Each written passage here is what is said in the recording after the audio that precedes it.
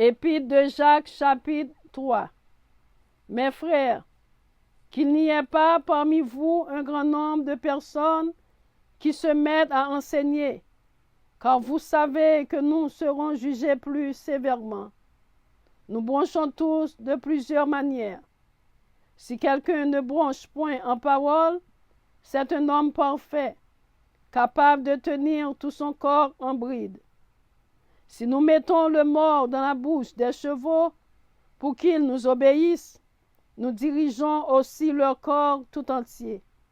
Voici, même les navires qui sont si grands et que poussent des vents impétueux sont dirigés par un très petit gouvernail au gré du pilote.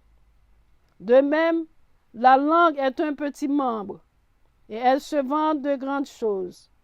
Voici, comme un petit feu peut embraser une grande forêt. La langue aussi est un feu, c'est le monde de l'iniquité. La langue est placée parmi nos membres, souillant tout le corps et enflammant le cours de la vie, étant elle-même enflammée par la géhenne. Toutes les espèces de bêtes et d'oiseaux, de reptiles et d'animaux marins sont domptés et ont été domptés par la nature humaine. Mais la langue, aucun homme ne peut la dompter. C'est un mal qu'on ne peut réprimer. Elle est pleine de venin mortel. Par elle, nous bénissons le Seigneur, notre Père, et par elle, nous maudissons les hommes faits à l'image de Dieu. De la même bouche sortent la bénédiction et la malédiction.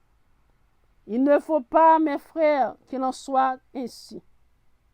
La source fait-elle jaillir par la même ouverture l'eau douce et l'eau amère?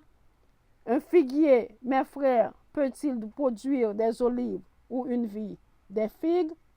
De l'eau salée ne peut pas non plus produire de l'eau douce. Lequel d'entre vous est sage et intelligent?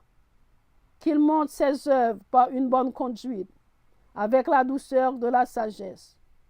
Mais si vous avez dans votre cœur un zèle amer et un esprit de dispute, ne vous glorifiez pas et ne mentez pas contre la vérité. Cette sagesse n'est point celle qui vient d'en haut, mais elle est terrestre, charnelle, diabolique. Car là où il y a un zèle amer et un esprit de dispute, il y a du désordre et toutes sortes de mauvaises actions.